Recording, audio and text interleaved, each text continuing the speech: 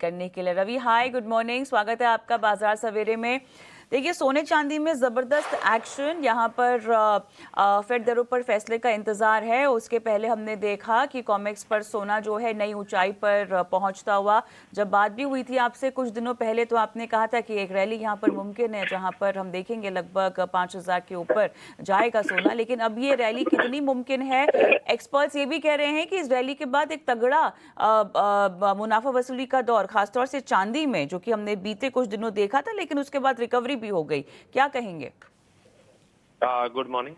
Definitely जिस हिसाब से अभी मोमेंटम बना हुआ है, लगातार एक नॉर्थवर्ड डायरेक्शन में मोमेंटम है। कल सिटी का भी रिपोर्ट आया था, $150 का उन्होंने टारगेट दिया, बट जब चलता है तब उस साइड में गोल्ड सिल्वर के पहले से ही ये इश्यू है। साथ में अभी डिलीवरी रिलेटेड शॉर्टेजेस है, एज वेल एज एक्सपायरी काफी नजदीक है। तो इस हिसाब से मुझे लग रहा है कि पोस्ट एक्सपायरी आप कुछ यहाँ पे मुनाफा वसूली का ट्रेड आता दिखे, तब तक आई थिंक यहाँ पे पॉजिटिविटी कंटिन्यू है।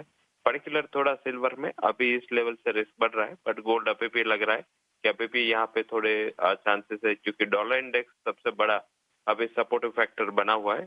रोज डॉलर इंडेक्स शॉर्ट टर्म के नए लो के ऊपर वो ट्रेड कर रहा है। और कल यूएस प्रेसिडेंट की जो कमेंट थी कि उसको कुछ ज्यादा वरी नहीं है और वो अपने डॉलर इंडेक्स को, डॉलर को प्रोटेक्ट करने के लिए ज्यादा इंटरवेंशन नहीं करेंगे। आई थिंक इसके बाद फिर से डॉलर इंडेक्स में गिरावट रिज्यूम हुई और इसका फायदा आज गोल्ड को मिल सकता है। कल थोड़ा मुनाफा वसूली हुई थी, बट आज फिर से यहाँ पे तेजी रिज्यूम हो सकते है। गोल्ड को बाय करें with stop loss of 156,800, intraday 159 and overall 160 तक के टारगेट की उम्मीद करनी चाहिए। ठीक है रवि जी, आपने यहाँ पर सोने पर अपनी राय दी है और लेवल्स भी बता दिए, उन लेवल्स का ध्यान रखेंगे। साथ ही कच्चे तेल को लेकर क्या रणनीति इस वक्त बनाना चाहिए, क्योंकि देखिए वेस्टर्न कंट्रीज़ की बात करें तो वहाँ पर विंटर स्टॉर्म्स आ रहे हैं और काफ़ी ज़्यादा ठंड वहाँ पर हो गई है, जिसके चलते हम तेज़ी देख रहे हैं। ब्रेंट की बात करें तो $67 के आसपास यहाँ पर कारोबार कर रहा है, करीब 3% का उछाल कच्चे तेल में नज़र आ रहा है। यहाँ से क्या रणनीति इस वक्त होना चाहिए निवेशकों के लिए? जब से यहाँ पे कोई ना कोई न्यूज, कोई ना कोई डेवलपमेंट से ये टाइट रेंज बनी हुई है। आई थिंक डाउन साइड जो WTI है वो 58-59, अपर साइड 64 एंड ब्रेंट में डाउन साइड देखे तो 60-61 एंड अपर साइड 67 तक की यहाँ पे मूवमेंट रही है। एंड पर्टिकुलर अभी मीन्स के काफी लोग है वो जल्दी से डविश हो गए थे। आज जब प्राइजेस में गिरावट थी तभी हमने बात की थी कि यहाँ पे अभी यूएस है वो खुद सेलर है। तो आई थिंक यूएस जहाँ पे खुद सेलर है उसके प्राइसेस नीचे हो, यूएस को भी एक लेवल से नीचे उसको भी मीन्स के यहाँ पे प्रोडक्शन एंड ब्रेक इवन का इश्यू रहेगा। तो हिसाब से लग रहा है कि ये जो मोमेंटम है वो जारी रहेगा। डिप पे बाय करें, कल 3% की तेजी ऑलरेडी आ चुकी है। तो आई थिंक मेरे हिसाब से एक बार डिप पे क्रूड में बाय करना चाहिए।